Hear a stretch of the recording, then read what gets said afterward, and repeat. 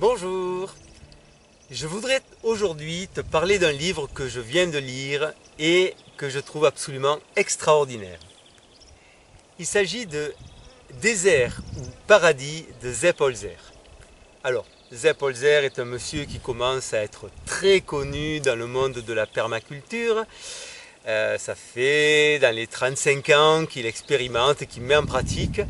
Donc c'est quelqu'un vraiment qui a beaucoup d'expérience, déjà qui est né dans, dans le milieu agricole, puisque bon, ses parents étaient agriculteurs, lui ont transmis les terres, etc. Et lui ne s'est pas contenté de l'acquis, mais vraiment il a expérimenté, exploré, et c'est magnifique le résultat. Alors ce livre donc qui est assez récent et qui a quelques années, donc la traduction date de 2014, la traduction française, et le livre lui-même il a 2 ou 3 ans de plus, 2013, donc même pas 2-3 ans de plus. Donc c'est vraiment un livre très récent et qui synthétise toute l'expérience de Sepp Holzer en la matière. Alors on y trouve des tas de conseils sur le potager, sur le verger, sur la gestion des sols, les semis. Bon, il y a des tas de choses magnifiques dont je parlerai petit à petit, je distillerai des éléments de ci, de là. Mais là où vraiment il a révolutionné ma manière de penser, c'est au niveau de l'aménagement hydraulique. Donc, comment faire un aménagement d'un terrain de manière optimum. Alors, lui, son expérience vraiment est magnifique puisqu'il a créé, notamment, alors chez lui en Autriche, il est en Autriche ce garçon, il a créé plein de lacs qui permettent de changer le climat, d'adoucir le climat, donc il arrive à des résultats extraordinaires. Il a des citronniers, des cerisiers en Autriche à 1100-1200 mètres d'altitude, ce qui est quand même assez extraordinaire, des citronniers et des citrons. Et surtout, ce qui valide vraiment son expérience, c'est ce qu'il a créé au Portugal et dans l'ouest de l'Espagne, en Extrémadure. Il a créé 2 lieux avec des lacs d'eau de pluie, enfin qui sont remplis à l'eau de pluie, et qui tiennent et qui changent complètement tout l'environnement. Donc il s'agit d'un lieu à Tamera, donc dans le sud du Portugal, et un autre en Extrémadure dont j'ai oublié le nom, mais tu le trouveras dans le livre. Donc ce sont des zones où il y a à peu près la même précipitations, enfin les mêmes précipitations annuelles qu'ici, donc on tourne autour de 400 mm de pluie par an, donc ce qui n'est pas énorme, hein, ce qui est proche du semi-désertique. Donc ici à Flores de Vida on a à peu près la même chose. Et il a aménagé le territoire, donc ce sont à Tamera, c'est une communauté qui lui a demandé de faire une étude et puis des travaux.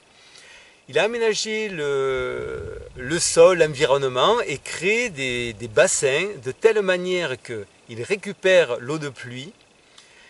Et son idée, ce qu'il met en avant, c'est qu'on va récupérer l'eau de pluie. Alors l'idée principale, c'est d'empêcher toute fuite d'eau de pluie, tout ce qui ruisselle sur le terrain, on le garde soigneusement et on le réceptionne dans des bassins qui ne sont pas étanchéisés artificiellement. C'est-à-dire que la zone qui est fondamentale au niveau de l'imperméabilisation, c'est la zone qui va retenir l'eau. Donc l'eau arrive, donc on a un bassin versant, l'eau arrive et la clé du barrage, elle doit être étanche. Par contre, après, on ne s'occupe pas de l'étanchéité du bassin lui-même. Donc l'eau va arriver, remplir le bassin, plus ou moins lorsqu'il pleut, et s'infiltrer. Et en s'infiltrant, elle va aller régénérer, restaurer la nappe phréatique. Et alors c'est là que c'est magique pour moi, que ça dépasse un peu mon entendement, mais quand je vois les résultats à Tamera et en Extrémadure, bon, c'est magique, quoi. Donc, il pleut, alors ça peut durer cette phase 1 an, 2 ans, 3 ans, 4 ans. petit à petit, on va restaurer la nappe phréatique. Et à un moment donné, la nappe phréatique est suffisamment restaurée, il y a de moins en moins de fuite d'eau vers le bas, et les lacs commencent, les bassins commencent à garder l'eau. Et alors là, ça devient magique. Parce que donc on a de l'eau gratuitement. En plus, on a régénéré le sous-sol, l'ambiance hydraulique. Et ça, voilà, c'est absolument fantastique. Alors, et notamment, ce qu'il met en avant au niveau des forages. Alors, il dit un forage, c'est très bien, sauf qu'un forage, il va pomper la nappe phréatique. Et lorsque la nappe phréatique est vide, enfin commence à se vider, qu'est-ce qui se passe? C'est l'eau de mer, mais ça peut faire des centaines de kilomètres pour venir. Même si on est à des centaines de kilomètres de la mer, ça marche quand même le système. C'est l'eau de mer qui va remplacer l'eau de la nappe phréatique qui a disparu. Et donc là, on est en phase, là on approche du désert, quoi. On est en phase désertique, puisque l'eau salée est très difficilement acceptable pour les arbres, pour les plantes.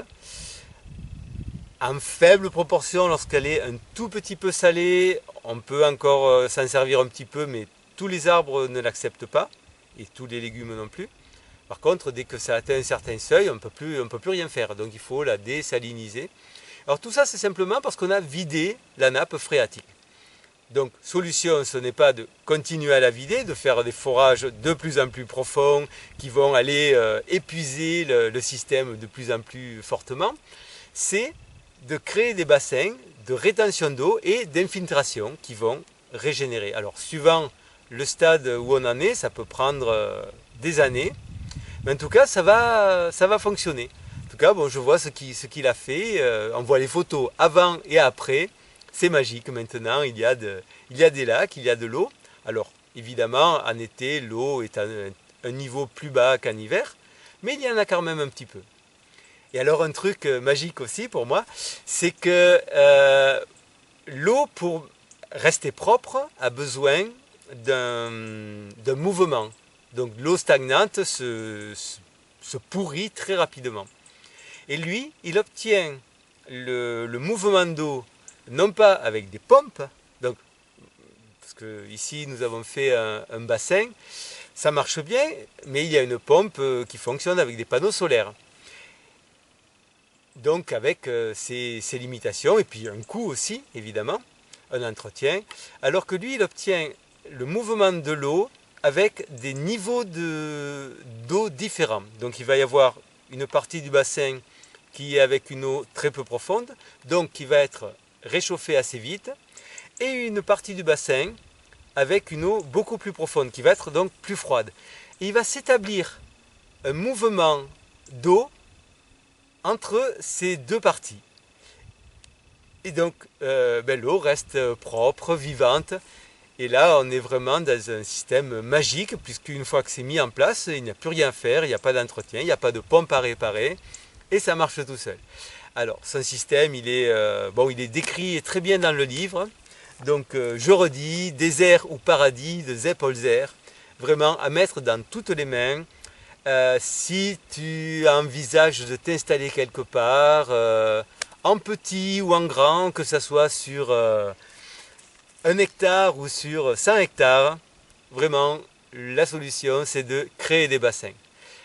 Et puis on va donc pouvoir avoir des zones cultivables en bordure de bassin qui vont être plus douces au niveau du climat, puisque l'eau a un temps de déphasage par rapport à la terre qui permet d'adoucir les hautes températures, d'adoucir les basses températures. C'est plus équilibré le climat au bord de la mer qu'en montagne. Donc un climat côtier est toujours plus doux qu'un climat continental ou semi-continental, et même un petit bassin va permettre de changer quelque chose. Et puis au niveau de la biodiversité, ici depuis qu'on a le bassin, même s'il fonctionne avec une pompe, et même s'il y a une bâche PDM, donc là qui va bientôt disparaître, il faut le temps de conceptualiser comment on va faire les aménagements du bassin. Depuis qu'il y a de l'eau, il y a des crapauds, il y a des libellules, il y a plein d'oiseaux qui vont boire. Enfin, c'est magique. Et les arbres qui sont autour sont magnifiques. Donc, désert ou paradis, à nous de choisir.